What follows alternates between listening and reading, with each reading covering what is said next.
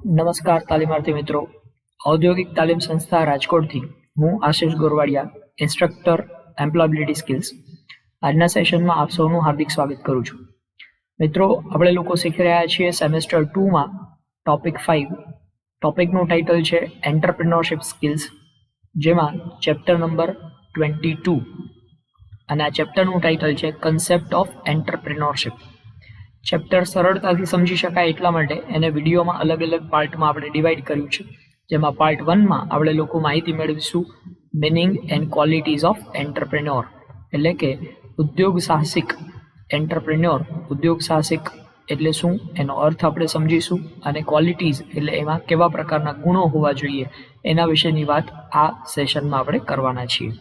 તો આવો મિત્રો શરૂ કરીએ ઉદ્યોગ સાહસિકતા આ લેસન વિશે.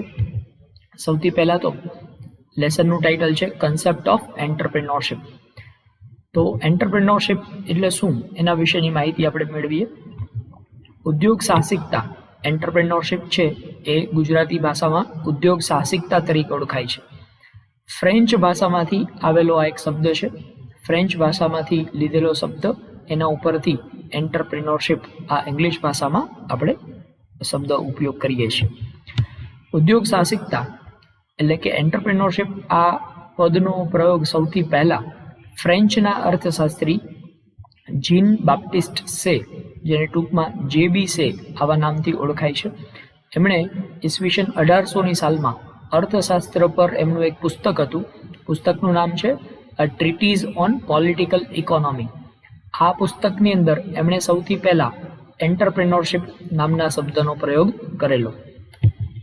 વિશ્વના અલગ અલગ અર્થશાસ્ત્રીઓએ અને અલગ અલગ સંસ્થાઓએ આ ઉદ્યોગ સાહસિક એટલે કે એન્ટરપ્રિન્યોરશિપ જે છે આ પદની વ્યાખ્યા કરવા માટે અલગ અલગ પ્રકારની વ્યાખ્યાઓ આપેલી છે. તો આવો આપણે સમજીએ ઉદ્યોગ સાહસિકતા આની અલગ અલગ વ્યાખ્યાઓ. તો JB સેના મત પ્રમાણે ઉદ્યોગ સાહસિકતા એટલે શું, તો કે રોકાણ કરેલા આર્થિક સાધન સામગ્રીનો ન્યૂનતમ ઉત્પાદકતા અને ઉપજોના ક્ષેત્રોમાંથી મહત્તમ ઉત્પાદકતા અને ઉપજોના ક્ષેત્રો તરફ પ્રયાણ એટલે ઉદ્યોગ સાહસિકતા. મતલબ કે જેમાંથી આપણને ઓછી ઉપજ મળતી હોય ત્યાંથી સાધનો અને લઈને જ્યાં મહત્તમ ઉત્પાદકતા અને મહત્તમ ઉપજ મળે એવા પ્રકારના સાધનોમાં એનું રોકાણ કરવાની પ્રક્રિયા. મતલબ કે જ્યાંથી આપણને વળતર ઓછું મળતું હોય ત્યાંથી સાધનો પાછા ખેંચી લઈએ અને જ્યાં આપણને મહત્તમ વળતર મળી શકે, જ્યાં આપણને વધુમાં વધુ ઉપજ મળી શકે, જ્યાં આપણને વધુમાં વધુ ઉત્પાદકતા મળી શકે એવી જગ્યાએ એ સાધનોનું રોકાણ કરવું. સાધનો એટલે કયા, તો કે આર્થિક સાધન. આર્થિક સાધનો એટલે શું, તો આર્થિક સાધનો એટલે રૂપિયા કે પૈસા. તો તમારી પાસે જે ફંડ છે એ ફંડનો ઉપયોગ એવી રીતે કરો કે જેથી કરીને તમને મહત્તમ વળતર મળે. આ પ્રક્રિયા એને ઉદ્યોગ સાહસિકતા કહી શકાય. તો મહત્તમ વળતર કે મહત્તમ ઉત્પાદકતા, મહત્તમ ઉપજ આપણને શેમાં મળે, તો કોઈ પણ પ્રકારનો ઉદ્યોગ કે કોઈ ધંધો આપણે શરૂ કરીએ તો એમાં આપણને મહત્તમ વળતર મળી શકે. તો આમ નવો ઉદ્યોગ કે નવો ધંધો શરૂ કરીને મહત્તમ વળતર મેળવવાની પ્રક્રિયા એને ઉદ્યોગ સાહસિકતા કહી શકાય. ત્યારબાદ જોસેફ સ્ટેપનેક એના કહેવા પ્રમાણે ઉદ્યોગ સાહસિકતા એટલે શું, તો કે જોખમ ઉઠાવવાની શક્તિ, વ્યવસ્થા સંભાળવાની ક્ષમતા અને ઉત્પાદન કે સેવાના એકમમાં વિવિધતા અને નવીનીકરણ લાવવાની મહેચ્છા અને તેના થકી સાહસમાં નવસર્જન કરવું એટલે ઉદ્યોગ સાહસિકતા. મતલબ કે જે વ્યક્તિ જોખમ ઉઠાવવાની ક્ષમતા ધરાવે છે, જે વ્યક્તિ વ્યવસ્થાપન સંભાળવાની ક્ષમતા ધરાવે છે, જે વ્યક્તિ ઉત્પાદન કે સેવાના એકમમાં કંઈક નવું કરીને નવીનીકરણ લઈ આવવાની ક્ષમતા ધરાવે છે, આવા વ્યક્તિ દ્વારા જે સાહસ શરૂ કરવામાં આવે, મતલબ કે કોઈ ઉદ્યોગ શરૂ કરવામાં આવે તો આ સાહસ શરૂ કરવાની પ્રક્રિયા, આ ઉદ્યોગ શરૂ કરવાની પ્રક્રિયા એને ઉદ્યોગ સાહસિકતા તરીકે ઓળખવામાં આવે છે. ત્યારબાદ ઓક્સફોર્ડ ડિક્શનરી અનુસાર ઉદ્યોગ સાહસિકતાની જો વ્યાખ્યા સમજીએ તો ઉદ્યોગ સાહસિકતા એટલે સાહસ માટેની પહેલ વૃત્તિ, તત્પરતા અને હિંમત. કોઈ પણ સાહસ શરૂ કરવાની પહેલ વૃત્તિ, મતલબ કે પહેલા શરૂ કરવાની એમની ક્ષમતા હોય, હજી કોઈ બીજા લોકોએ વિચાર્યું પણ ન હોય એવા પ્રકારનો બિઝનેસ, એવા પ્રકારનો ધંધો શરૂ કરવાની જે વ્યક્તિની અંદર ક્ષમતા હોય, જે વ્યક્તિની અંદર તત્પરતા હોય અને જે વ્યક્તિ હિંમત ધરાવતો હોય, બરાબર, આ પ્રકારના ગુણો ધરાવતો વ્યક્તિ છે એને ઉદ્યોગ સાહસિક કહેવાય. પણ એના દ્વારા આ જે શરૂ કરવાની પ્રક્રિયા છે, આ નવો ઉદ્યોગ શરૂ કરવા માટે જે સાહસ કરવામાં આવે છે એને ઉદ્યોગ સાહસિકતા એટલે કે એન્ટરપ્રેન્યોરશિપ તરીકે ઓળખવામાં આવે છે.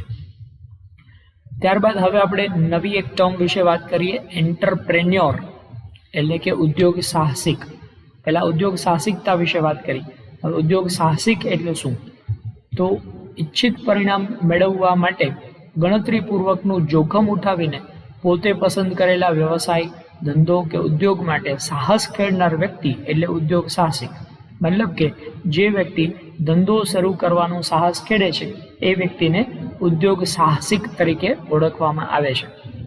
જે વ્યક્તિ કોઈ પણ વ્યવસાય, કોઈ ધંધો કે કોઈ ઉદ્યોગ શરૂ કરવા માટેનું સાહસ કરે, ગણતરીપૂર્વકનું સાહસ. ગણતરીપૂર્વકનું સાહસ એટલે શું?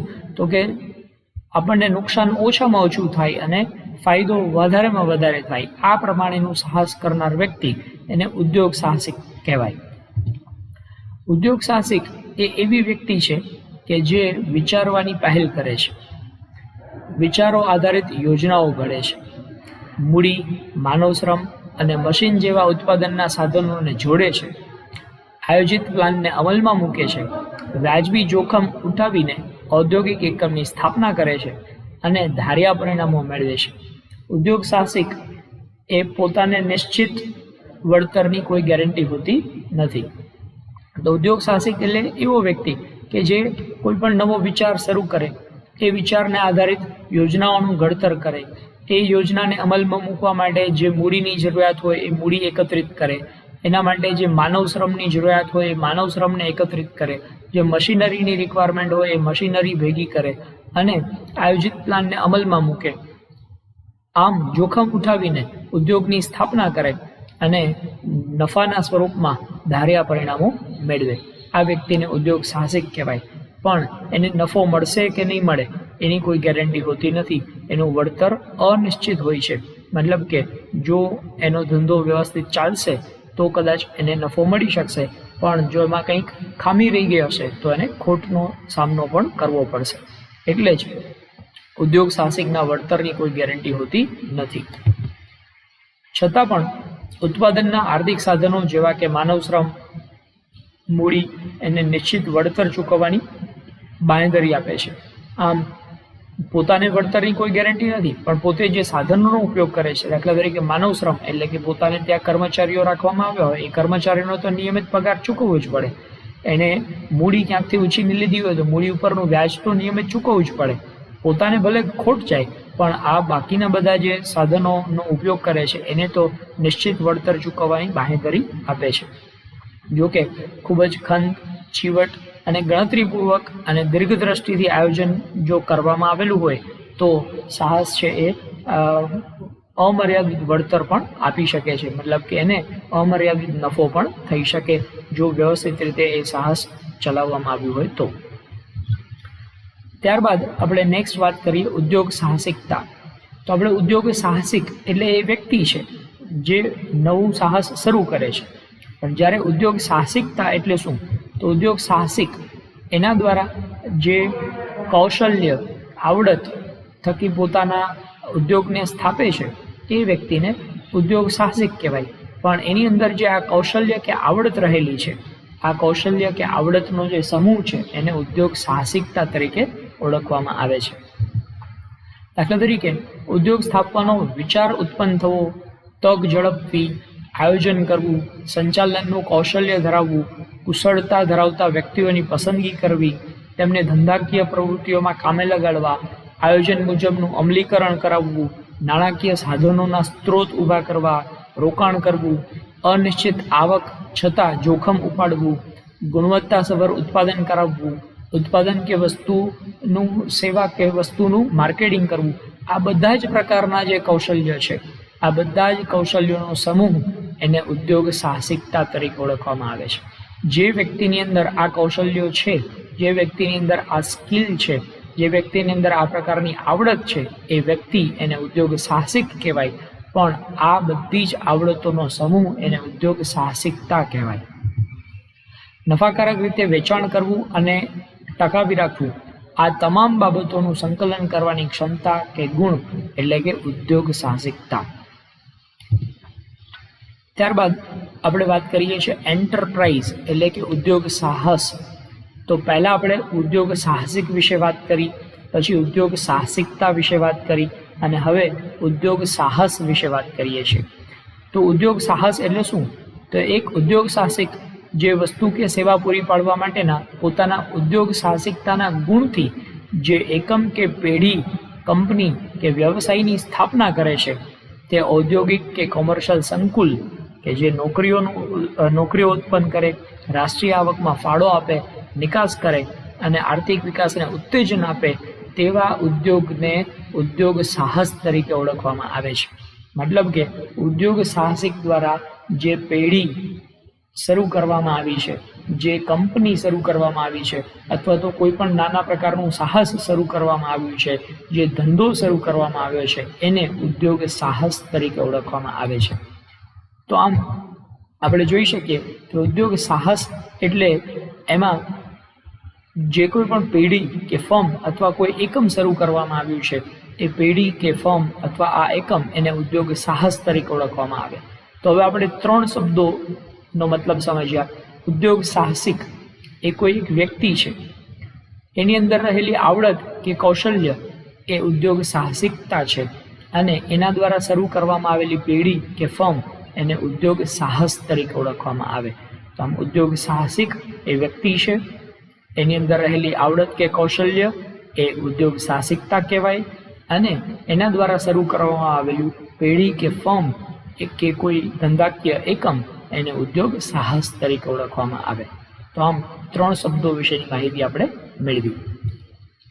ત્યારબાદ સ્ટાર્ટઅપ એક નવો કન્સેપ્ટ છે. આજકાલ તમે ઘણી બધી જગ્યાએ આ સ્ટાર્ટઅપ વિશે સાંભળ્યું હશે અથવા તો સ્ટાર્ટઅપ વિશેના અલગ અલગ પ્રકારના સેમિનાર્સ કે વેબિનાર પણ તમે અટેન્ડ કર્યા હશે. તો આ સ્ટાર્ટઅપ એટલે શું? તો સ્ટાર્ટઅપ એક પ્રકારનું ઉદ્યોગ સાહસ જ છે, જેમાં ઉદ્યોગ સાહસિક જાતે જ કોઈ ઉદ્યોગ સાહસનું સર્જન કર્યું હોય અને અન્ય માટે રોજગારીની તકો ઊભી કરી હોય.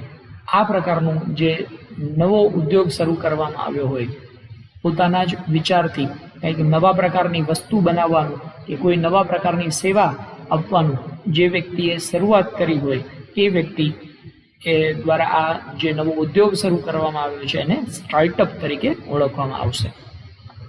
આ સ્ટાર્ટઅપ 3 પ્રકારના હોઈ શકે, જેમાં જાતે કરેલું કોઈ એકમ અથવા સાહસ, પોતાની જાતે પોતે જ બધા સાધનો ભેગા કરીને પોતાના જ વિચારથી કોઈ નવું ઉદ્યોગ કે નવો એકમ શરૂ કરેલો હોય, અથવા ચાલુ ધંધો કોઈ હોય એને ખરીદી લેવામાં આવે, જેને આપણે ટેક ઓવર કર્યું એમ કહી શકાય. તો આને પણ સ્ટાર્ટઅપ તરીકે જ ઓળખવામાં આવે. કોઈ ઓલરેડી બિઝનેસ ચાલી રહ્યો છે, એ જ બિઝનેસને ખરીદી લેવામાં આવે અને પછી તમે એને બિઝનેસને ચલાવો, તો એ ટેક ઓવર તરીકે ઓળખવામાં આવશે. ત્યારબાદ ફ્રેન્ચાઇઝી લેવી મતલબ કે કોઈ કંપની દ્વારા બિઝનેસ ચલાવવામાં આવી રહ્યો છે, એ બિઝનેસની એક બ્રાન્ચ અથવા એ બિઝનેસમાં જે વસ્તુ બનાવવામાં આવી રહી છે એ વેચવા માટે ના અધિકાર તમે મેળવો છો, તો એને ફ્રેન્ચાઇઝી લીધી કહેવાય. દાખલા તરીકે ડોમિનોઝ પિઝા છે અથવા યુએસ પિઝા છે, તો યુએસ પિઝા તો અમેરિકામાં છે, પણ એની ફ્રેન્ચાઇઝી તમને રાજકોટની અંદર પણ જોવા મળતી હશે, તમને તમારા ગામ કે શહેરની અંદર પણ એ જોવા મળતી હશે કે યુએસ પિઝા ત્યાં પણ વેચાય છે. તો યુએસ પિઝા અમેરિકાવાળા લોકો ત્યાંથી અહીંયા વેચવા માટે નથી આવતા, પરંતુ એ પિઝા માટે એમની ફોર્મ્યુલા ને એ બધી વસ્તુઓ છે અહીંના લોકલ વ્યક્તિઓને આપી દેવામાં આવે અને લોકલ વ્યક્તિ એ પિઝા બનાવીને લોકોને વેચે. તો આમ એ લોકલ વ્યક્તિ દ્વારા યુએસ પિઝા વેચવા માટેનો અધિકાર મેળવવામાં આવ્યો છે, જેને ફ્રેન્ચાઇઝી લીધી એમ કહી શકાય. તો આવી રીતે ફ્રેન્ચાઇઝીના સ્વરૂપમાં પણ સ્ટાર્ટઅપ કરવામાં આવતું હોય છે. ત્યારબાદ હવે વાત કરીએ એન્ટરપ્રેન્યોર, એની ક્વોલિટીઝ એટલે કે એની અંદર કયા પ્રકારના ગુણો હોય તો કોઈ એક વ્યક્તિ છે એ એન્ટરપ્રેન્યોર બની શકે.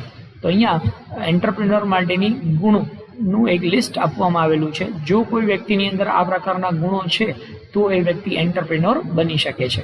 સૌથી પહેલો ગુણ છે ઇનિશિયેટિવ એટલે કોઈ નવી શરૂઆત કરવાનો ગુણ, જે બીજા લોકોએ હજી વિચાર્યું પણ ન હોય ને તેમ છતાંય એ વ્યક્તિની અંદર આ કોઈ નવો વિચાર સ્ફુરે અને એ વિચાર પ્રમાણે પોતે પોતાનો બિઝનેસ શરૂ કરે.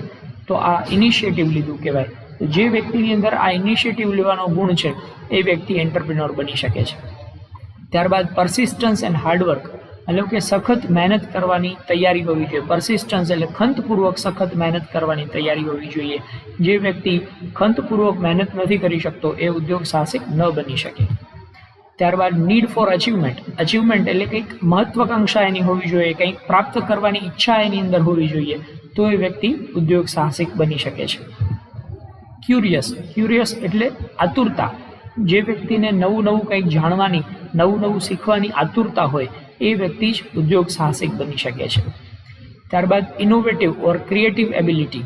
ઇનોવેટિવ કે ક્રિએટિવિટી મતલબ શું? તો કે કંઈક નવું કરવાની આવડત, કંઈક નવા પ્રકારનો વિચાર કે નવા પ્રકારની વસ્તુ કે નવા પ્રકારની સેવા પૂરી પાડવાની જે આવડત છે એને ઇનોવેશન એટલે નવીનતા.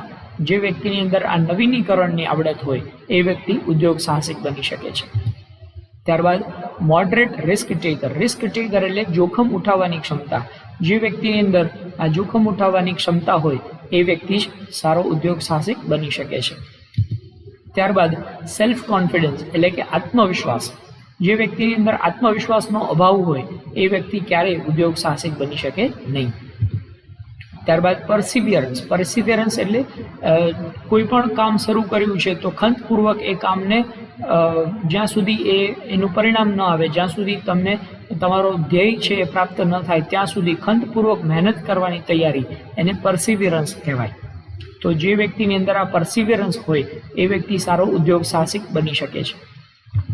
ત્યારબાદ મેચ્યોરિટી એન્ડ એનાલિટિકલ એબિલિટી, એટલે એની અંદર મેચ્યોરિટી હોવી જોઈએ, પુખ્તતા હોવી જોઈએ, પુખ્ત વિચારો કરવાની અને એનાલિસિસ કરવાની ક્ષમતા હોવી જોઈએ.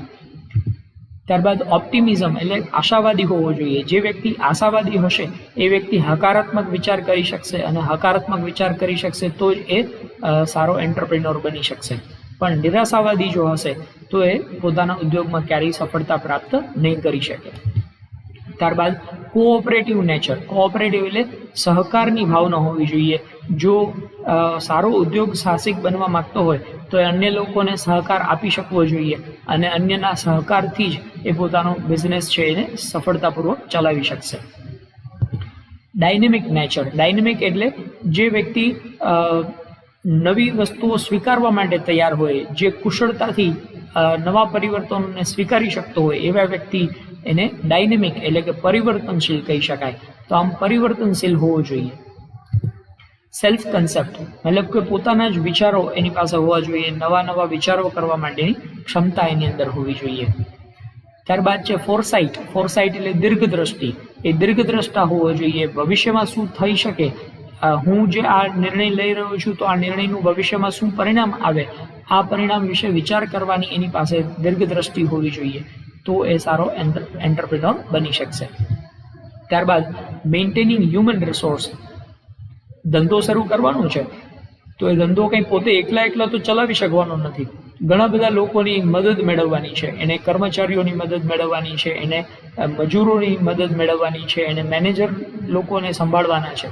આમ બધા લોકોને સંભાળી શકે એવા પ્રકારની ક્ષમતા એની પાસે હોવી જોઈએ. અને ત્યારબાદ મેનેજરિયલ સ્કિલ. એન્ટરપ્રિન્યોર એની પાસે મેનેજમેન્ટની ક્ષમતા પણ હોવી જોઈએ. જો એ સારું મેનેજમેન્ટ નહીં ચલાવી શકે તો એ પોતાના ઉદ્યોગને સફળ નહીં બનાવી શકે. તો એની અંદર મેનેજમેન્ટ સ્કિલ હોવી એ પણ આવશ્યક છે. તો આમ આટલી ક્વોલિટીઝ, આટલા ગુણો ધરાવતો વ્યક્તિ છે એ સફળ ઉદ્યોગ સાહસિક બની શકે. Thank you. નમસ્કાર તાલીમાર્થી મિત્રો. ઔદ્યોગિક તાલીમ સંસ્થા રાજકોટથી હું આશિષ ગોરવાડિયા, ઇન્સ્ટ્રક્ટર એમ્પ્લોયબિલિટી સ્કિલ્સ. આજના સેશનમાં આપ સૌનું હાર્દિક સ્વાગત કરું છું. મિત્રો, આપણે લોકો શીખી રહ્યા છીએ સેમેસ્ટર 2માં ટોપિક 5. ટોપિકનું ટાઇટલ છે એન્ટરપ્રિન્યોરશિપ સ્કિલ્સ, જેમાં ચેપ્ટર નંબર 22 અને ચેપ્ટર નંબર 22માં આપણે ભણી રહ્યા છીએ એનો પાર્ટ 2. પાર્ટ 2માં આપણે ભણવાના છીએ એન્ટરપ્રિન્યોર વર્સિસ મેનેજર, એટલે કે એન્ટરપ્રિન્યોર અને મેનેજરની વચ્ચેનો શું તફાવત છે. અને ત્યારબાદ આપણે ભણીશું ફંક્શન્સ ઓફ એન્ટરપ્રિન્યોર, એટલે કે એન્ટરપ્રિન્યોર એને કયા પ્રકારના કાર્યો કરવાના હોય છે. આના વિશેની બાબતો આપણે આ પાર્ટમાં સમજવાના છીએ. તો મિત્રો, શરૂ કરીએ. એન્ટરપ્રિન્યોર એન્ડ મેનેજર એન્ટરપ્રિન્યોરશિપ અને મેનેજમેન્ટ આ બંનેની વચ્ચે શું તફાવત છે? તો એન્ટરપ્રિન્યોર એટલે ઉદ્યોગ સાહસિક અને મેનેજર એટલે કે વ્યવસ્થાપક, આ બંને વ્યક્તિઓ એની વચ્ચે શું તફાવત છે એ આપણે અહીંયા જાણીએ. તો એન્ટરપ્રિન્યોર એની અંદર તક ઝડપવાની સૂઝ હોય છે. જે વ્યક્તિ નવી તકોનું નિર્માણ કરે, નવી તકોને ઝડપીને ઉદ્યોગ શરૂ કરે એ વ્યક્તિ એન્ટરપ્રિન્યોર છે. જ્યારે મેનેજર એ ખાલી ને ખાલી પોતાના ધ્યેયો પૂરા પાડવાની સૂઝ ધરાવે છે. મતલબ કે એ પોતે એન્ટરપ્રિન્યોર દ્વારા જે કંઈ પણ ધ્યેય નિર્ધારિત કરવામાં આવ્યા હોય પોતાના બિઝનેસ માટે, એ ધ્યેયને પ્રાપ્ત કરવાનું કામ આ મેનેજરનું રહે છે. એટલે કે એન્ટરપ્રિન્યોર ધ્યેય નિર્ધારિત કરે પણ એ ધ્યેયને પૂરા કરવા માટેનું કામ આ મેનેજરનું હોય છે. એન્ટરપ્રિન્યોર એ જોખમ ઉપાડનાર વ્યક્તિ છે. ધંધો શરૂ કરવા માટેનું જોખમ ખેડે એ એન્ટરપ્રિન્યોર છે. જ્યારે મેનેજરનું કામ શું છે? તો કે એ ધંધાને કેવી રીતે શ્રેષ્ઠ રીતે ચલાવી શકાય એના માટેની નીતિ ઘડનાર વ્યક્તિ એટલે મેનેજર છે. એન્ટરપ્રિન્યોરનું કામ વ્યૂહાત્મક આયોજન કરવાનું. જે પોતાના ધંધાની સફળતા મળી શકે એના માટે એ વ્યૂહાત્મક આયોજન કરી અને ધંધાને કેમ વધુ ને વધુ સફળ બનાવી શકાય એનું આયોજન કરવાનું કામ એન્ટરપ્રિન્યોરનું છે. જ્યારે મેનેજર એ વ્યૂહરચનાનો નિષ્ણાંત છે. મતલબ કે આ આયોજન જે કરવામાં આવ્યું છે, આયોજન પ્રમાણેનું કામ પૂરું પાડવું એ મેનેજરનું કામ રહેશે. ત્યારબાદ એન્ટરપ્રિન્યોર છે એ સુધારક છે. મતલબ કે કંઈક નવો સુધારો લઈ આવવો, કંઈક નવી શરૂઆત કરવી, નવા પ્રકારની વસ્તુ બજારમાં મૂકવી, આમ કોઈ પણ પ્રકારના પરિવર્તનો લઈ આવનાર વ્યક્તિ એ એન્ટરપ્રિન્યોર છે. જ્યારે મેનેજર એ વહીવટ કરતા અથવા શાસન કરતા છે. એ કંઈ નવી શરૂઆત નથી કરતો, પણ જે કંઈ પણ ધંધો આવ્યો છે એ ધંધાનું યોગ્ય વહીવટ કરી અને ધંધાને સફળ બનાવવાનું કામ આ મેનેજરનું રહે છે. એન્ટરપ્રિન્યોર એ પ્રોત્સાહક છે. લોકોને પ્રોત્સાહન આપીને લોકોની પાસેથી કામ કઢાવવાનું એ એન્ટરપ્રિન્યોરની એક આવડત છે. જ્યારે મેનેજર એ કુશળ જાણકાર છે. પોતાના મેનેજમેન્ટના ફિલ્ડમાં જે કંઈ પણ પ્રકારની સમસ્યાઓ, પ્રશ્નો ઉપસ્થિત થાય એ પ્રશ્નોનું સોલ્યુશન, એનું નિરાકરણ કરવાનું કામ આ મેનેજરનું રહે છે. એન્ટરપ્રિન્યોર આંતરવૈયક્તિક, જેને ઇન્ટરપર્સનલ કહેવાય, મતલબ કે પોતાના ધંધાની સાથે જેટલા પણ પ્રકારના લોકો જોડાયેલા છે એ દરેક વ્યક્તિઓ એની સાથે ઇન્ટરપર્સન કમ્યુનિકેશન, મતલબ એ દરેક વ્યક્તિઓની સાથે વ્યક્તિગત વ્યવહાર સાચવવો એ એન્ટરપ્રિન્યોરનું કામ છે. જ્યારે મેનેજર એ ઔપચારિક પ્રત્યાયનમાં નિપુણ છે. મેનેજરનું કામ સારામાં સારું પ્રત્યાયન એટલે કે સારામાં સારું કમ્યુનિકેશન કરવું અને કમ્યુનિકેશનના આધાર ઉપર પોતાના ધંધાને સફળ બનાવવાનું આ મેનેજરની આવડત છે. ત્યારબાદ એન્ટરપ્રિન્યોર છે એ ટ્રબલ શૂટર છે. ટ્રબલ શૂટર એટલે કોઈ પણ પ્રકારની મુસીબત એની સામે આવી ગઈ હોય તો એ મુસીબતમાંથી કેવી રીતે બહાર આવવું, આ પ્રકારની મુસીબતોમાંથી બહાર આવવાની આવડત એ એન્ટરપ્રિન્યોરની અંદર હોય છે. જ્યારે મેનેજર એ પ્રોત્સાહક છે. મતલબ કે પોતાના નીચે જેટલા કર્મચારીઓ કામ કરી રહ્યા છે એ બધા કર્મચારીઓને પ્રોત્સાહન આપવાનું આ મેનેજરની ક્ષમતા છે. ત્યારબાદ એન્ટરપ્રિન્યોર એ મધ્યસ્થી છે. મધ્યસ્થી મતલબ શું? તો જ્યારે કોઈ પણ પ્રકારની ડીલ કરવાની હોય કે કોઈ પણ પ્રકારના કોન્ટ્રાક્ટ કરવાના હોય તો એ કોન્ટ્રાક્ટ કરવામાં મધ્યસ્થતા કરવાનું કામ આ એન્ટરપ્રિન્યોરનું છે. જ્યારે મેનેજર એ સંયોજક છે. સંયોજક એટલે અલગ અલગ પ્રકારના સાધનો જે બિઝનેસમાં જરૂરી છે, દાખલા તરીકે મૂડીની જરૂરિયાત હોય, મશીનની જરૂરિયાત હોય, માણસોની જરૂરિયાત હોય, તો આ બધી જ પ્રકારના સાધનોનું સંયોજન કરે છે. મતલબ કે યોગ્ય સમયે યોગ્ય સાધન યોગ્ય પ્રમાણમાં મળી રહે એ જોવાનું કામ આ મેનેજર કરે છે. ત્યારબાદ એન્ટરપ્રિન્યોર કૃતનિશ્ચયી છે. કૃતનિશ્ચયી મતલબ કે એક વખત એને નિર્ણય કરી લીધો પોતાના બિઝનેસમાં કંઈક ફેરફાર કરવાનો, પોતાના બિઝનેસને આગળ વધારવાનો, તો એ નિર્ણય ઉપરથી એ પીછેહટ ક્યારેય કરતો નથી. એ નિર્ણયને સાચો સાબિત કરીને એ જ્યાં સુધી પોતાનો ધ્યેય પ્રાપ્ત ન થાય ત્યાં સુધી એ પીછેહટ નથી કરતો. જ્યારે મેનેજરનો એક ગુણ છે એ આત્મવિશ્વાસુ છે. આત્મવિશ્વાસના આધાર ઉપર પોતાના બિઝનેસને સફળતાપૂર્વક ચલાવે છે. ત્યારબાદ એન્ટરપ્રિન્યોર આદર્શવાદી છે. એ પોતે પોતાના આદર્શોની સ્થાપના કરે છે અને એ આદર્શ પ્રમાણે જ પોતાના ધંધાને ચલાવે છે. જ્યારે મેનેજર એ પોતાના કાર્યમાં નિષ્ણાંત વ્યક્તિ છે. એન્ટરપ્રિન્યોર એ દૂરદ્રષ્ટા છે. મતલબ કે પોતે જે નિર્ણય લીધા છે એ નિર્ણયનું ભવિષ્યમાં શું પરિણામ આવશે, આવનારા 5-10 વર્ષ પછી પોતાના બિઝનેસની શું પરિસ્થિતિ હશે એને ધ્યાનમાં રાખીને ભવિષ્ય વિશે વિચાર કરીને એ પોતે નિર્ણય લે છે. જ્યારે મેનેજર એ આયોજક છે, મતલબ કે આને આ એન્ટરપ્રેન્યોર દ્વારા જે કંઈ પણ દીર્ઘદ્રષ્ટિથી જોવામાં આવ્યું છે એ પ્રમાણેનું આયોજન કરીને પોતાના ધંધાને સફળ બનાવવાનું કામ આ મેનેજર કરે છે. ત્યારબાદ એન્ટરપ્રેન્યોર એનું કામ પણ આયોજન કરવાનું છે. જ્યારે એન્ટરપ્રેન્યોર આયોજન કરે તો એ આયોજન પ્રમાણેનું અમલ કરવાનું, એ આયોજન પ્રમાણેનું કામ કરવાનું એ મેનેજર દ્વારા પૂરું કરવામાં આવશે. એન્ટરપ્રેન્યોર વચનબદ્ધ છે, મતલબ કે એ પોતે જે કંઈ પણ પ્રોમિસીસ કર્યા છે, જે કંઈ પણ કમિટમેન્ટ આપ્યા છે, એ કમિટમેન્ટને કેવી રીતે પૂરા કરવા એ જોવાનું કામ એન્ટરપ્રેન્યોરનું છે. જ્યારે મેનેજર એ વફાદાર વ્યક્તિ છે, પોતાના ધંધાને વફાદારીપૂર્વક એ સફળ બનાવવાનું કામ મેનેજર કરે છે. તો આમ એન્ટરપ્રેન્યોર અને મેનેજર આની વચ્ચેના તફાવતના મુદ્દાઓ આપણે જોયા. ત્યારબાદ એન્ટરપ્રેન્યોર મોટિવેશન એટલે પ્રોત્સાહન અથવા ઉત્સાહ. એન્ટરપ્રેન્યોર છે એ શા માટે કોઈ વ્યક્તિ એન્ટરપ્રેન્યોર બને? આપણે તો પહેલાં જોયું કે એન્ટરપ્રેન્યોર એટલે કે ઉદ્યોગ સાહસિક, પણ ઉદ્યોગમાં તો જોખમ રહેલું છે.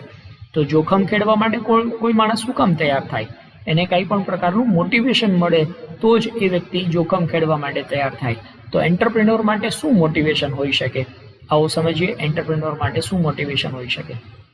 તો મોટિવેશન આ શબ્દ લેટિન ભાષાનો એક શબ્દ છે મૂવર. આ મૂવર શબ્દ પછી એના ઉપરથી મોટિવેશન શબ્દ એનો ઉદ્ભવ થયો છે. મોટિવેશન એટલે કે પ્રેરણા, હેતુ, ઉદ્દેશ્ય, અભિપ્રેરણા, કારણ વગેરે શબ્દો મોટિવેશનને પરિભાષિત કરે છે. એટલે કે સામાન્ય ભાષામાં આપણે સમજીએ તો મોટિવેશન એટલે પ્રેરણા અથવા તો અભિપ્રેરણા. જે ઘટના, પ્રસંગ કે સ્થિતિ કે હેતુ પછી કોઈ એક કાર્ય કરવાની માનસિક તૈયારી થાય તેને મોટિવેશન કહેવાય છે. કોઈ ઘટના બનવાથી કોઈ કામ કરવાની તમારી માનસિક તૈયારી થાય તો એ ઘટના તમારા માટે મોટિવેશન છે. દાખલા તરીકે ભૂખ લાગે એટલે તમે જમવા માટેની કંઈક વ્યવસ્થા કરો છો, તો ભૂખ લાગવી એ તમારું મોટિવેશન થયું, જેનો ઉપયોગ કરીને તમે જમવા માટેની વ્યવસ્થા કરશો. તો જમવા માટેની વ્યવસ્થા કરવા એ તમારું કામ છે. એ કામ કરવા માટે તમને કઈ વસ્તુથી પ્રેરણા મળી? તો ભૂખ લાગી એ તમારી પ્રેરણા છે. તો આમ કોઈ પણ કામ કરવા માટેની માનસિક તૈયારી થાય, એ માનસિક તૈયારી જે ઘટનાને કારણે થઈ, જે પ્રસંગને કારણે થઈ, કોઈ સ્થિતિને કારણે એ તૈયારી થઈ, એ સ્થિતિ એ તમારા માટે મોટિવેશન છે. દાખલા તરીકે તમને તમારા પપ્પા એવું કહે કે 10મા ધોરણની અંદર જો તને 80% આવશે તો હું તને નવું એક બાઇક લઈ દઈશ. તો આ નવું બાઇક મેળવવું એક સ્થિતિ બની, અને આ સ્થિતિને કારણે તમે 10મા ધોરણની અંદર 80% માર્ક્સ મેળવવા માટેનો પ્રયત્ન શરૂ કરશો. તો તમારા માટે નવું બાઇક છે ને એ પ્રેરણા છે, એ તમારા માટે મોટિવેશન છે કે જે મેળવવા માટે તમે તમારી માનસિક તૈયારી નક્કી કરી લીધું કે આપણે 80%થી વધારે માર્ક્સ તો મળવા જ જોઈએ. તો આમ મોટિવેશન એટલે કોઈ પણ પ્રકારની ઘટના, પ્રસંગ કે કોઈ સ્થિતિ કે જેને કારણે તમે કોઈ કાર્ય કરવા માટેની માનસિક તૈયારી ખેડવો છો.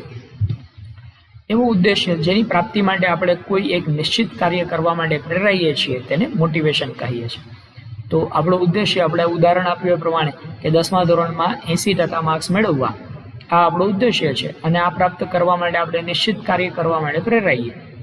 એ પ્રાપ્ત કરવા માટે આપણે બરાબર રીતે દરેક વિષયોની તૈયારી કરવા માંડીએ, દરેક વિષયો છે એનું તલસ્પર્શી જ્ઞાન મેળવીએ અને સારામાં સારી રીતે પરીક્ષા આપીએ. તો એ ઉદ્દેશ્ય પ્રાપ્ત કરવા માટે જે કંઈ પણ આપણને પ્રેરણા મળી એને મોટિવેશન કહેવાશે. ઉદ્યોગ સાહસિકની પ્રેરણા એક એવું આંતરિક અને બાહ્ય પરિબળ છે જે વ્યક્તિની ઈચ્છા અને શક્તિને કાર્યમાં સતત રસ જાળવી રાખવા કે કાર્ય પ્રત્યે કટિબદ્ધ કરવા ઉદ્દીપ્ત કરે છે. લક્ષ્ય પ્રાપ્ત કરવા માટે ઉચ્ચ કોટીના પ્રયત્ન કરવા માટે એને ઉત્તેજિત કરે છે. તો જે ઉદ્યોગ સાહસિક છે એની અંદર આ મોટિવેશન ન હોય તો એ ઉચ્ચ કોટીના ધ્યેય પ્રાપ્ત કરવા માટે ક્યારેય સક્ષમ નહીં બની શકે. એની અંદર આ મોટિવેશન નામનું જે તત્વ છે એ તત્વને કારણે જ એ ઉચ્ચ લક્ષ્ય પ્રાપ્ત કરવા માટે હંમેશા ઉત્તેજિત રહે છે. મોટિવેશન એક પ્રકારની પ્રક્રિયા પણ ગણી શકાય કે જે કંઈ નવું કરવાની મનોઈચ્છા જગાવે છે, કાર્યમાં તેને પ્રવૃત્ત રાખે છે અને પ્રવૃત્તિઓની તરાહોને નિયંત્રિત કરે છે. તો આ મોટિવેશન જ છે કે જે કોઈ વ્યક્તિને સતત નવું ને નવું કરવા માટેની પ્રેરણા આપે છે. જો આ મોટિવેશન ન હોય તો કોઈ વ્યક્તિને નવી પ્રવૃત્તિ કોઈ કાર્ય શરૂ કરવાની પ્રેરણા જ ન મળી શકે. તે ઉદ્યોગ સાહસિકમાં તેના ધ્યેયો સિદ્ધ કરવા માટે ઉત્કૃષ્ટ કક્ષાના પ્રયત્નોમાં કુશળતા મેળવી તનતોડ મહેનત કરવા માટે એને પ્રેરે છે. આ પ્રેરણા ઉદ્યોગ સાહસિકમાં રહેલી ઈચ્છા, બળ કે ઝુંબેશની દિશા, તીવ્રતા અને દૃઢતા મજબૂત બનાવે છે. આ પ્રેરણા જ છે જેને કારણે ઉદ્યોગ સાહસિક છે એ સતત ખંતપૂર્વક કાર્ય કરતો રહે છે અને પોતે જે દિશા નક્કી કરી છે દિશામાં સતત આગળ વધતો રહે છે. ત્યારબાદ આપણે વાત કરીએ બિઝનેસ આઈડિયા. બિઝનેસ આઈડિયા એટલે શું? તો કે નવો ધંધો શરૂ કરવા માટેનો વિચાર, એને બિઝનેસ આઈડિયા કહેવાય. ઉદ્યોગ સાહસિક લોકોની વણસંતોષાયેલી જરૂરિયાતના મૂળમાં પહોંચે છે, તેને પારખે છે અને તેના પ્રશ્નો સમજે છે. બિઝનેસ વિશેનો વિચાર તમને ક્યાંથી આવે? તો લોકોનું ઓબ્ઝર્વેશન કરો. લોકોની કઈ જરૂરિયાત એવી છે કે જે જરૂરિયાત હજી સુધી સંતોષાઈ નથી, એ જરૂરિયાતના મૂળમાં તમે પહોંચો. એ જરૂરિયાતને સંતોષવા માટે શું કરવું જોઈએ, કેવા પ્રકારની વસ્તુ કે કેવા પ્રકારની સેવા બનાવવી જોઈએ, તો એ વસ્તુ કે સેવા બનાવવાનો તમને વિચાર આવે, એ તમારા માટે બિઝનેસ આઈડિયા કહેવાય. જ્યારે તેને વસ્તુ કે સેવા પ્રત્યે લોકોની માંગ આપૂર્તિ વચ્ચેની જે ખાઈ છે એ સ્પષ્ટપણે દેખાઈ આવે ત્યારે તેને કોઈ નવો બિઝનેસ સ્થાપવાનો વિચાર આવે છે. દાખલા તરીકે આપણે ઉદાહરણમાં જોઈએ કે કોરોના નામની મહામારી આખા વિશ્વમાં ફેલાઈ, એટલે જે એન્ટરપ્રેન્યોર લોકો છે, જે ઉદ્યોગ સાહસિક લોકો છે, એને તરત જ એક બિઝનેસ આઈડિયા મગજમાં આવી ગયો કે કોરોના મહામારીમાં લોકોની એવી કઈ પ્રકારની વસ્તુ છે કે જેની માંગ એની સંતોષાતી નથી. તો દરેક લોકોને ઇમ્યુનિટી એટલે કે પોતાની રોગ પ્રતિકારક શક્તિ કેવી રીતે વધારી શકાય એની માંગ છે. રોગ પ્રતિકારક શક્તિ વધારવા માટે શું કરવું જોઈએ? તો કેવા પ્રકારની વસ્તુઓ લોકોને ખવડાવવી જોઈએ અથવા તો પીવડાવવી જોઈએ જેથી કરીને લોકોની રોગ પ્રતિકારક શક્તિ વધી શકે. તો તમે જોઈ શકો છો કે માર્કેટની અંદર જાત જાતની એવી ઔષધિઓ, જાત જાતના એવા ચૂર્ણ, જાત જાતની એવી દવાઓ, એવા સિરપ, એવા પ્રકારના જ્યુસ એ માર્કેટની અંદર મળવા માંડ્યા કે જે લોકોની ઇમ્યુનિટીને બૂસ્ટ કરી શકે, લોકોની આ રોગ પ્રતિકારક શક્તિને વધારી શકે. તો લોકોની રોગ પ્રતિકારક શક્તિ વધારવી એ ડિમાન્ડ હતી. એના માટેની કોઈ વસ્તુ મળતી નહોતી, મતલબ કે એની સપ્લાયમાં ખામી હતી, ખાઈ હતી. હવે લોકોને બિઝનેસનો વિચાર આવી ગયો કે એવી વસ્તુઓ બનાવીએ કે જે લોકોની ઇમ્યુનિટી બૂસ્ટ કરે, તો તરત જ એ બિઝનેસ આપણો ચાલશે. તો આમ એક વિચાર લોકોના દિમાગમાં આવ્યો અને એ બિઝનેસ આઈડિયા બની ગયો. તો આપ જોઈ શકો છો કે માર્કેટની અંદર કેટલા નવા નવા પ્રકારના જ્યુસ છે કે નવા નવા પ્રકારની એવી મેડિસિન્સ માર્કેટની અંદર આવવા માંડી, એવા અલગ અલગ પ્રકારના ફળો છે, શાકભાજી છે, એના દ્વારા બનાવવામાં આવેલા અલગ અલગ પ્રકારના ઔષધો છે એ માર્કેટની અંદર તમને જોવા મળ્યા. તો એક બિઝનેસ આઈડિયા બની ગયો. તો આમ લોકોની જે જરૂરિયાત છે એ જરૂરિયાતને કારણે લોકો પ્રોબ્લેમનો સામનો કરી રહ્યા છે અને આ પ્રોબ્લેમનું સોલ્યુશન એ તમારા માટે બિઝનેસ આઈડિયા છે. તો આમ બિઝનેસ આઈડિયા એ લોકોની જે વણસંતોષાયેલી જરૂરિયાતો છે એ જરૂરિયાતો સંતોષવા માટે શું બનાવી શકાય, એ જરૂરિયાતો સંતોષવા માટે કઈ વસ્તુ બનાવી શકાય અથવા તો કયા પ્રકારની સેવા આપી શકાય એ બિઝનેસ આઈડિયા તરીકે ઓળખી શકાય. ત્યારબાદ પરફોર્મન્સ ઓફ એન એન્ટરપ્રેન્યોર. કોઈ ઉદ્યોગ સાહસિક છે એનું પરફોર્મન્સ એ શેના આધાર ઉપર આપણે નક્કી કરી શકીએ? તો એ પરફોર્મન્સ આપણે સ્થાયી સ્વરૂપે એટલે કે પરંપરાગત રીતે જોઈએ તો એ કેટલો નફો કમાય છે એના આધાર ઉપર એનું પરફોર્મન્સ છે એ કહી શકાય. નાણાકીય સંદર્ભમાં જોઈએ તો નફાકારકતા આપણે તપાસી શકીએ. જો ઉદ્યોગ સાહસિક વધુ નફો કમાઈ રહ્યો છે તો એનો મતલબ એમ કે એનું પરફોર્મન્સ સારું છે, એ સારું કામ કરી રહ્યો છે, તો જ નફામાં વધારો થઈ શકતો હોય. સ્ટાર્ટઅપના સંદર્ભમાં આપણે વાત કરીએ તો એ વ્યક્તિ દ્વારા શરૂ કરવામાં આવેલો બિઝનેસ છે એ કઈ નવા પ્રકારનો બિઝનેસ છે કે નહીં, એ કોઈ લોકોની નવી જરૂરિયાત સંતોષી શકે એમ છે કે નહીં. જો લોકોની નવા પ્રકારની જરૂરિયાતને સંતોષી શકતો હોય તો એનું પરફોર્મન્સ સારું છે એમ આપણે કહી શકીએ. આ ઉપરાંત બજારના સંદર્ભમાં જોઈએ તો બજારમાં એનું પરફોર્મન્સ કેવું છે એ પણ આપણે માપી શકીએ. બજારમાં એનો બિઝનેસ છે એ જે વસ્તુ બનાવી રહ્યો છે એની ડિમાન્ડ છે કે નહીં, લોકો આ પ્રકારની વસ્તુ વિશે અવગત છે કે નહીં, લોકોને આ વસ્તુની જાણકારી છે કે નહીં. જો લોકોને આ વસ્તુની જાણકારી હોય, લોકો વધુ ને વધુ એ વસ્તુ ખરીદતા હોય, સતત આ એન્ટરપ્રેન્યોરની વસ્તુની માંગ રહેતી હોય તો મતલબ કે એન્ટરપ્રેન્યોરનું પરફોર્મન્સ સારું છે એમ કહી શકાય. આ ઉપરાંત હિતધારકોની દ્રષ્ટિએ હિતધારકો એટલે કે ઇંગ્લિશમાં આને કહેવાય સ્ટેક હોલ્ડર્સ, એટલે જે લોકો ધંધામાં પ્રત્યક્ષ કે પરોક્ષ રીતે કંઈ પણ પ્રકારનું હિત ધરાવતા હોય. દાખલા તરીકે આપણે કહીએ શેર હોલ્ડર્સ, તો એ શેર હોલ્ડરે બિઝનેસમાં રોકાણ કર્યું છે એટલે એ લોકોનું હિત શું છે તો કે શેર હોલ્ડરને પોતાનું વળતર મળે એ એનું હિત છે. એવી રીતે કર્મચારીઓ, તો કર્મચારીઓ એ પણ ધંધાની સાથે જોડાયેલા છે, એનું હિત શેમાં છે તો કે એને નિયમિત રીતે પગાર મળી રહે એ એનું હિત છે. તો આમ બધા જ હિતધારકો જો તમારા ધંધાથી સંતુષ્ટ છે, શેર હોલ્ડર્સ એને નિયમિત રીતે ડિવિડન્ડ મળે છે એટલા માટે એ લોકો સંતુષ્ટ છે, કર્મચારીઓ એને પગાર મળી રહ્યો છે એટલા માટે એ લોકો સંતુષ્ટ છે, સરકારને તમે નિયમિત રીતે ટેક્સ ભરી રહ્યા છો એટલા માટે સરકાર પણ તમારાથી સંતુષ્ટ છે. આમ દરેક હિતધારકો તમારાથી સંતુષ્ટ હોય તો મતલબ કે તમારા બિઝનેસનું પરફોર્મન્સ સારું છે એમ કહી શકાય. અને આધુનિક પરિપ્રેક્ષ્યમાં જો આપણે વાત કરીએ તો આધુનિક પરિપ્રેક્ષ્યમાં એન્ટરપ્રેન્યોર કઈ આધુનિકતા લઈ આવી રહ્યો છે કે નહીં, કઈ નવીનતા લઈ આવી રહ્યો છે કે નહીં, નવા પ્રકારની વસ્તુ કે નવા પ્રકારની સેવા બજારમાં લઈ આવી રહ્યો છે કે નહીં. જો આમ સતત કંઈક નવું ને નવું લઈ આવી રહ્યો હોય બજારમાં તો એ એન્ટરપ્રેન્યોર છે સારું પરફોર્મન્સ ધરાવે છે એમ કહી શકાય. ત્યારબાદ reward of an entrepreneur. Reward એટલે કે વળતર. ઉદ્યોગ સાહસિકનું વળતર કેવું હોય તો ઉદ્યોગ સાહસિક છે એના વળતરની કોઈ નિશ્ચિતતા હોતી નથી. There is no certainty of reward, મતલબ કે એનું વળતર છે હંમેશા અનિશ્ચિત છે. સાથે વળતરની કોઈ સીમા પણ નથી હોતી. વળતર મળશે તો કેટલું મળશે એ પણ નક્કી નથી, વધારે પણ મળી શકે, ઓછું પણ મળી શકે, ન પણ મળે.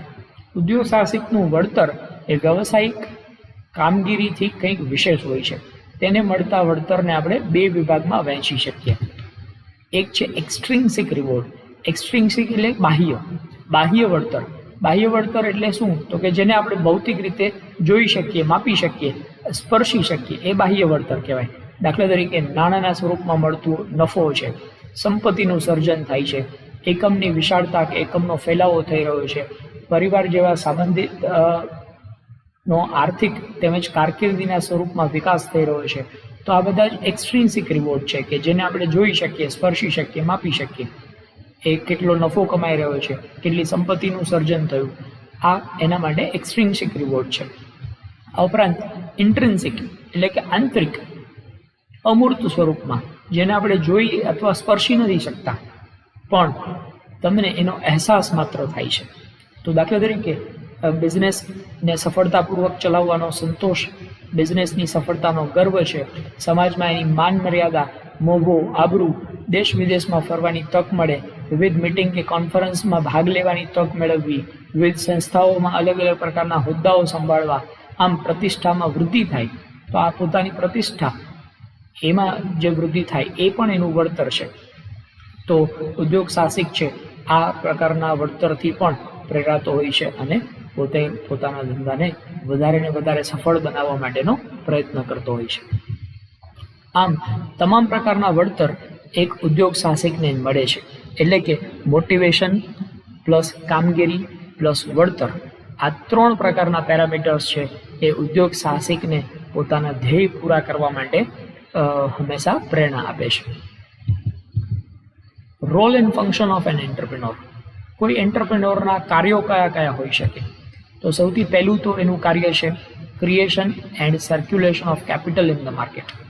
મતલબ કેપિટલ એટલે મૂડી, એ મૂડીનું સર્જન કરે છે. ક્રિએશન એટલે કે મૂડીનું સર્જન કરવું અને સર્ક્યુલેશન એટલે બજારમાં એ સતત એને ફરતી રાખે છે. મૂડીનું સર્જન કરી અને મૂડીને બજારમાં સતત ને સતત પરિવર્તનશીલ રાખવાનું કામ એન્ટરપ્રેન્યોર કરે છે. આ ઉપરાંત optimum use of scarce economic resources, જે આર્થિક સાધનો છે, આ આર્થિક સ્ત્રોત છે, એનો ઓપ્ટિમમ એટલે કે સર્વશ્રેષ્ઠ ઉપયોગ કેવી રીતે કરવો. કોઈ પણ સાધન એ જરા પણ વેડફાટ ન થવો જોઈએ, વેસ્ટેજ ન થવું જોઈએ અને તેમ છતાંય એમાંથી મહત્તમ ઉપયોગ કરી શકાય એ જોવાનું કામ આ એન્ટરપ્રેન્યોરનું છે. ત્યારબાદ ક્રિએશન ઓફ એમ્પ્લોયમેન્ટ ઓપોર્ચ્યુનિટીઝ. ઉદ્યોગ સાહસિકનું સૌથી અગત્યનું કામ છે એમ્પ્લોયમેન્ટ ઓપોર્ચ્યુનિટીઝ એટલે રોજગારીની તકોનું સર્જન કરે છે. જ્યારે કોઈ વ્યક્તિ એક ધંધો સ્થાપે છે, કોઈ એક ઉદ્યોગની સ્થાપના કરે છે તો ઉદ્યોગમાં કેટલા બધા લોકોને રોજગારી પૂરી પાડવાનું કામ એ પણ એન્ટરપ્રેન્યોરનું એક કામ છે. ત્યારબાદ છે development of technology and innovation.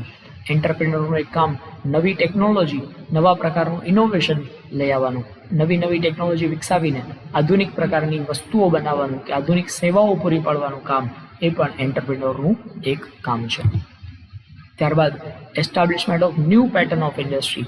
નવા પ્રકારની ઇન્ડસ્ટ્રી કે નવા પ્રકારના ઉદ્યોગોની સ્થાપના કરવી એ પણ એન્ટરપ્રેન્યોરનું એક ફંક્શન કહી શકાય. Rural and regional development.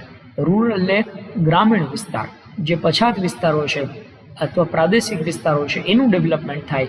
જે જગ્યાએ હજી ઉદ્યોગોનો વિકાસ નથી થયો એવા વિસ્તારોમાં પણ ઉદ્યોગોની સ્થાપના કરવામાં આવે અને એ વિસ્તારની અંદર રહેલા લોકો છે એ લોકોને પણ રોજગારીની તકો આપવામાં આવે તો એ વિસ્તારોનું પણ ડેવલપમેન્ટ થાય. તો આમ એન્ટરપ્રેન્યોર છે એ ગ્રામીણ વિકાસમાં પણ ખૂબ જ સારું યોગદાન આપે છે.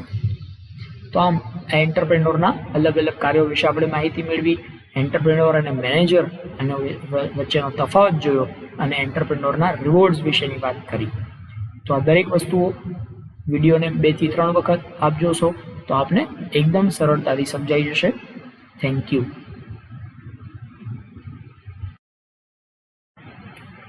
નમસ્કાર તાલીમાર્થી મિત્રો. ઔદ્યોગિક તાલીમ સંસ્થા રાજકોટથી હું આશિષ ગોરવાડિયા, ઇન્સ્ટ્રક્ટર એમ્પ્લોયબિલિટી સ્કિલ્સ. આજના સેશનમાં આપ સૌનું હાર્દિક સ્વાગત કરું છું. મિત્રો, આપણે લોકો શીખી રહ્યા છીએ સેમેસ્ટર 2માં ટોપિક 5. ટોપિકનું ટાઇટલ છે એન્ટરપ્રેન્યોરશિપ સ્કિલ્સ, જેમાં ચેપ્ટર નંબર 22 અને ચેપ્ટર 22નું ટાઇટલ છે કન્સેપ્ટ ઓફ એન્ટરપ્રેન્યોરશિપ, જેના પાર્ટ 3માં આપણે ભણી રહ્યા છીએ process of setting up a business. મતલબ કે કોઈ ઉદ્યોગ સાહસિક એક ઉદ્યોગની શરૂઆત કરવા માંગતો હોય તો એ ઉદ્યોગ શરૂ કરવા માટેની પ્રક્રિયા શું હોય, આ પ્રક્રિયા વિશેના અલગ અલગ સ્ટેપ્સ એ આપણે આ ચેપ્ટરમાં, આ સેશનમાં ભણવાના છીએ. તો આવો મિત્રો શરૂ કરીએ. સેટિંગ અપ અ બિઝનેસ.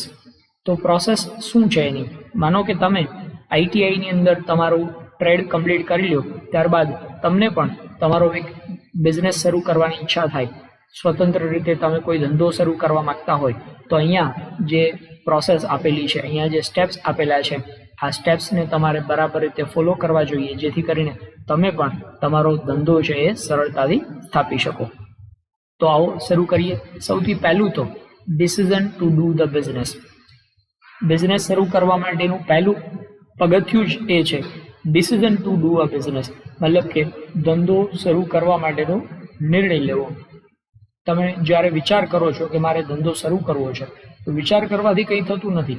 તમારે નિર્ણય લેવો પડશે, પાક્કો નિર્ણય લેવો પડશે. તમારે ડિસિઝન લેવું પડશે કે હું આ પ્રકારનો બિઝનેસ શરૂ કરવા માંગુ છું. તો નિર્ણય લેવો એ સૌથી પહેલું પગથિયું છે. ત્યારબાદ પ્રોડક્ટ સિલેક્શન. પ્રોડક્ટ સિલેક્શન, તમે નિર્ણય તો લઈ લીધો કે મારે બિઝનેસ શરૂ કરવો છે, પણ કયા પ્રકારની વસ્તુ અથવા તો કયા પ્રકારની સેવા તમે બનાવવા માંગો છો અથવા તો વેચવા માંગો છો.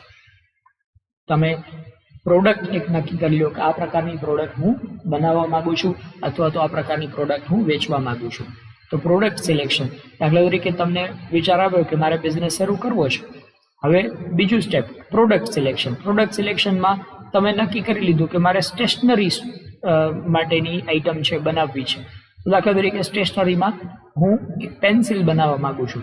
તો પેન્સિલ બનાવવી એ આપણું પ્રોડક્ટ સિલેક્શન થઈ ગયું. આપણે પ્રોડક્ટ નક્કી કરી લીધી કે આપણે પેન્સિલ બનાવવા માટેનો બિઝનેસ શરૂ કરવા માંગીએ છીએ. ત્યારબાદ analysis of strengths and weaknesses.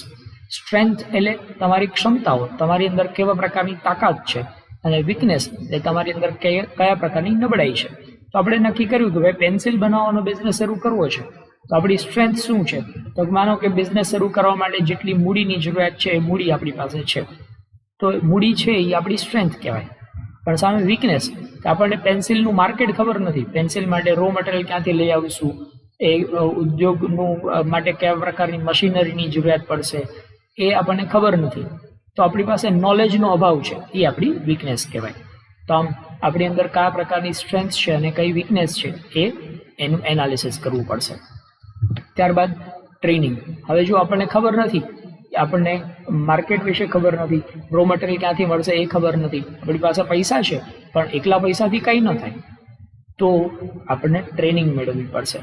તો ટ્રેનિંગ માટે અલગ અલગ જે સંસ્થાઓ છે એ સંસ્થાઓ પાસેથી આપણે જાણકારી મેળવવી જોઈએ કે આ બિઝનેસ શરૂ કરવા માટે મારે પેન્સિલ મેન્યુફેક્ચરિંગ માટેનો બિઝનેસ શરૂ કરવો છે તો ભાઈ પેન્સિલ મેન્યુફેક્ચરિંગના બિઝનેસ માટે મને રો મટીરિયલ ક્યાંથી મળી શકશે, કયા કયા પ્રકારના રો મટીરિયલની જરૂર પડશે, એની અંદર કયા પ્રકારના મશીનરીની રિક્વાયરમેન્ટ હોય, એ મશીનરી ક્યાંથી મળી શકે, આ બધી બાબતો ઉપર તમે ટ્રેનિંગ મેળવી લો. આ ટ્રેનિંગ મેળવી લીધી એનો મતલબ એમ કે તમારી અંદર જે આ વીકનેસ હતી એ વીકનેસ હવે પૂરી થઈ ગઈ, હવે તમને એ બાબતનું નોલેજ મળી ગયું છે. ત્યારબાદ business environment study. Business environment study મતલબ શું? તો કે આપણે જે વસ્તુ બનાવવા માંગીએ છીએ એ વસ્તુ માર્કેટમાં ક્યાંય ઉપલબ્ધ છે, જો ઉપલબ્ધ છે તો કઈ કઈ કંપનીઓ એ વસ્તુ બનાવે છે, એ કંપનીઓ કયા પ્રકારની વસ્તુ બનાવે છે, એની અંદર શું વેરાયટી એ લોકો આપી રહ્યા છે, એ કયા ભાવે માર્કેટની અંદર વસ્તુ વેચી રહ્યા છે, મતલબ કે આપણા બધા કમ્પિટિટર, આપણા સ્પર્ધકો કહેવાય. તો એના વિશેનો પણ આપણે અભ્યાસ કરવો જોઈએ જેથી કરીને આપણે એના કરતાં કંઈક વિશેષ, એના કરતાં કંઈક સારી વસ્તુ બનાવી શકીએ. ત્યારબાદ છે માર્કેટ સર્વે. તો માર્કેટની અંદર આ વસ્તુની કઈ ડિમાન્ડ છે કે નહીં, અત્યારે જેટલી કંપનીઓ આ વસ્તુ બનાવે છે એ બધી કંપનીઓની વસ્તુ વેચાય છે કે નથી વેચાતી, વેચાય છે તો કઈ કિંમતે વેચાય છે, ગ્રાહકો એ વસ્તુને પસંદ કરી રહ્યા છે કે નહીં, આ બધી બાબતોનો સર્વે કરવો એને માર્કેટ સર્વે કહેવાય. ત્યારબાદ ફોર્મ ઓફ ઓનરશિપ. ઓનરશિપ એટલે માલિકી. હવે તમારે એ પણ નક્કી કરવું પડશે કે આપણે કયા પ્રકારનો ધંધો શરૂ કરવો છે. આપણે વ્યક્તિગત માલિકીનો ધંધો શરૂ કરવો છે કે પાર્ટનરશિપ નો બિઝનેસ શરૂ કરવો છે કે આપણે કંપનીના સ્વરૂપમાં બિઝનેસ શરૂ કરવો છે. કંપની શરૂ કરવી છે તો પ્રાઇવેટ કંપની શરૂ કરવી છે કે પબ્લિક લિમિટેડ કંપની શરૂ કરવી છે, આમ તમારે ઓનરશિપ નક્કી કરવી પડશે. ત્યારબાદ લોકેશન. હવે બિઝનેસ તમારે શરૂ કરવો છે તો બિઝનેસ શરૂ કરવા માટે લોકેશન, એક સ્થળ પસંદ કરવું પડશે કે જે સ્થળે તમે તમારો બિઝનેસ શરૂ કરી શકો. દાખલા તરીકે અલગ અલગ રાજ્યની અંદર અલગ અલગ જિલ્લાઓમાં જીઆઈડીસી આવેલું હોય છે, તો એ જીઆઈડીસીની અંદર તમારો શેડ ત્યાં સ્થાપના કરવી છે કે કોઈ અલગ લોકેશન ઉપર તમે તમારું બિઝનેસ સ્થાપવા માંગો છો, એ લોકેશન તમારે નક્કી કરવું જોઈએ. ત્યારબાદ ટેકનોલોજી. હવે આપણે નક્કી કર્યું છે કે ભાઈ પેન્સિલ બનાવવી છે તો પેન્સિલ બનાવવા માટે કયા પ્રકારના મશીનની જરૂરિયાત પડશે, એમાં કોઈ આધુનિક ટેકનોલોજી આવી ગઈ છે કે નહીં. હવે પેન્સિલ બનાવવી છે તો એમાં કયા પ્રકારની પેન્સિલ, વુડન પેન્સિલ એટલે લાકડાવાળી પેન્સિલ બનાવવી છે કે પ્લાસ્ટિકની ફાઈબરવાળી પેલી લીડવાળી પેન્સિલ બનાવવી છે. આમ અલગ અલગ પ્રકારની પેન્સિલ તમે બનાવવા માંગતા હશો તો દરેક માટે અલગ અલગ ટેકનોલોજીની જરૂરિયાત પડશે. તો એ ટેકનોલોજી ક્યાંથી આપણને મળશે, કેવી રીતે મળશે, એની શું કિંમત થશે, એના વિશે પણ તમારે વિચાર કરવો પડશે. ત્યારબાદ selection of machine and equipment. Technology વિશેની માહિતી મેળવી લીધા પછી તમારે યોગ્ય મશીન, યોગ્ય ઇક્વિપમેન્ટ્સ એટલે યોગ્ય પ્રકારના સાધનો છે એ સિલેક્ટ કરવા પડશે અને તમારા બિઝનેસ માટે પરચેઝ કરવા પડશે. ત્યારબાદ પ્રોજેક્ટ રિપોર્ટ એક તૈયાર કરવાનો રહેશે. પ્રોજેક્ટ રિપોર્ટ તૈયાર કરવો મતલબ શું? તો કે આપણે આ બિઝનેસ શરૂ કરવા માંગીએ છીએ તો ક્યારે બિઝનેસ શરૂ થશે, કઈ જગ્યાએ બિઝનેસ શરૂ કરીશું, એના માટે કેટલા રૂપિયાના રોકાણની જરૂર પડશે, કોણ કોણ એમાં ભાગીદાર રહેશે, આ બધી જ બાબતો વિશેની તલસ્પર્શી માહિતી આપતો એક રિપોર્ટ તૈયાર કરવામાં આવે જેને પ્રોજેક્ટ રિપોર્ટ કહેવાય. ત્યારબાદ નેક્સ્ટ છે ફાઇનાન્સ ઓફ બજેટિંગ. મતલબ કે આ બિઝનેસ શરૂ કરવા માટે આપણને કેટલા રૂપિયાના રોકાણની જરૂર પડશે અને એ રૂપિયા આપણને ક્યાંથી મળશે. આપણી પોતાની માલિકીના પૈસા છે કે આપણે માર્કેટમાંથી લોન લેવાની છે કે માર્કેટમાં શેર બહાર પાડીને પૈસા ભેગા કરવાના છે કે અલગ અલગ પાર્ટનર ભેગા થવાના છે ને એ પાર્ટનર પોતપોતાની મૂડી લઈને આવવાના છે. આમ ફાઇનાન્સ ક્યાંથી આવશે અને એ ફાઇનાન્સનો આપણે ઉપયોગ કેવી રીતે કરશું એ બજેટ તૈયાર કર્યું કહેવાય. મતલબ કે નાણાં આપણે ક્યાંથી મેળવીશું અને નાણાંનો આપણે કેવી રીતે ઉપયોગ કરીશું, આ કહેવાય છે અંદાજપત્ર એટલે કે બજેટ. ત્યારબાદ પ્રોવિઝનલ રજિસ્ટ્રેશન. તમે ધંધો શરૂ કરવા માંગો છો તો ધંધાનું રજિસ્ટ્રેશન કરાવવું પડશે, તો એ રજિસ્ટ્રેશન કરવા માટેની પ્રક્રિયા પણ તમારે હાથ ધરવી પડશે. ત્યારબાદ પાવર કનેક્શન. હવે બિઝનેસ સ્ટાર્ટ કરો છો તો બિઝનેસ માટે ઇલેક્ટ્રિસિટીની જે રિક્વાયરમેન્ટ છે એ ઇલેક્ટ્રિસિટીની રિક્વાયરમેન્ટ પ્રમાણે પાવર કનેક્શન મેળવવાનું છે. Purchase and installation of machine and equipments. Power connection આવી જાય ત્યારબાદ જે કંઈ પણ પ્રકારના મશીનરીની રિક્વાયરમેન્ટ છે, જે ઇક્વિપમેન્ટ્સની જરૂરિયાત છે એ મશીનરીની ઇક્વિપમેન્ટ પરચેઝ કરી અને એને યોગ્ય જગ્યાએ ઇન્સ્ટોલેશન કરવાનું કામ, એની સ્થાપના કરવાનું કામ કરવું પડશે. આ ઉપરાંત રિક્રુટમેન્ટ ઓફ મેન પાવર. મતલબ કે આ મશીન તમે પોતે તો ચલાવવાના નથી, તમે તો ઉદ્યોગ સાહસિક છો, તમે તમારી નીચે કામદારોને કામે રાખશો, તો કયા પ્રકારના કામદારોની જરૂરિયાત છે, એમાં સ્કિલ્ડ મેન પાવર એટલે કે જે લોકો આવડત ધરાવતા હોય એવા પ્રકારના લોકો, અનસ્કિલ્ડ મેન પાવર હોઈ શકે, એવી રીતે મેનેજરની જરૂરિયાત તમને રહેશે. આમ પ્રોડક્શન માટે પ્રોડક્શન મેનેજર હોય, ફાઇનાન્સ માટે ફાઇનાન્સ મેનેજર હોય, માર્કેટિંગ કરવા માટે માર્કેટિંગ મેનેજર હોય. આમાં કયા કયા પ્રકારના કર્મચારીઓની આપણને જરૂરિયાત છે એનું એનાલિસિસ કરી અને એ પ્રકારના કર્મચારીઓની નિમણૂક કરવી પડશે. કર્મચારીઓની નિમણૂક થઈ ગઈ ત્યારબાદ રો મટીરિયલ ક્યાંથી આપણને મળવાનું છે, રો મટીરિયલની પ્રાપ્તિ ગોતી અને એ પ્રકારે રો મટીરિયલ ખરીદી લઈ આવવું. અને રો મટીરિયલ આવી જાય ત્યાર પછી તમે પ્રોડક્શનની શરૂઆત કરી દો.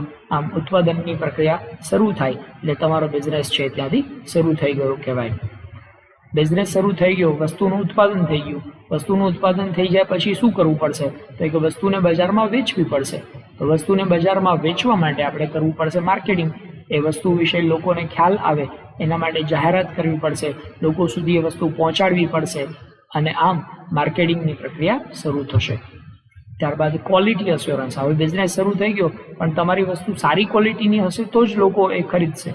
તો ક્વોલિટી અસ્યોરન્સ પણ તમારે આપવું પડશે જેથી કરીને વસ્તુની અંદર કોઈ પણ પ્રકારની ખામી ન રહી જાય અને લોકો એ વસ્તુનો ઉપયોગ કરીને સંતુષ્ટ થાય.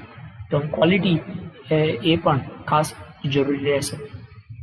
ત્યારબાદ પરમેનન્ટ રજિસ્ટ્રેશન. હવે બિઝનેસ આપણો ચાલવા માંડ્યો છે, આપણી વસ્તુ બજારમાં ચાલી રહી છે, લોકો ખરીદી રહ્યા છે, આપણને નફો થાય એવી શક્યતા પણ દેખાઈ રહી છે. તો પછી તમે તમારા બિઝનેસનું પરમેનન્ટ રજિસ્ટ્રેશન કરાવી લો. આ ઉપરાંત સતત ને સતત તમારે તમારું માર્કેટિંગ રિસર્ચ કરતું રહેવું પડશે બજારની અંદર, કારણ કે નવી નવી વસ્તુ આવતી જાય છે. આજે તમે જે વસ્તુ બજારમાં મૂકી છે કદાચ એવું બની શકે કે એક અઠવાડિયામાં એ વસ્તુ જૂની થઈ જાય. તો તમારે સતત ને સતત માર્કેટિંગ રિસર્ચ કરતું રહેવું પડશે. માર્કેટની અંદર કયા નવા પરિવર્તનો આવી રહ્યા છે, કોઈ નવા કમ્પિટિટર માર્કેટની અંદર આવી રહ્યા છે કે નહીં, સરકારની નીતિઓ બદલાઈ રહી છે કે નહીં. આમ સતત ને સતત રિસર્ચ કરી અને તમે તમારા બિઝનેસની અંદર સુધારાઓ કરી શકો. અને આ ઉપરાંત મોનિટરિંગ કરતું રહેવું પડશે. તમારે બજારનું સતત ને સતત ધ્યાન રાખવું પડશે જેથી કરીને તમને ખ્યાલ આવે કે બજારમાં જે પરિવર્તનો આવી રહ્યા છે એ પરિવર્તનોની સામે આપણે કેવી રીતે ટકી શકીએ. તો આટલા સ્ટેપ્સ જો તમે આનું પાલન કરો તો તમે એક સફળતાપૂર્વક ધંધો શરૂ કરી શકો અને એ ધંધાને ચલાવી શકો. Thank you.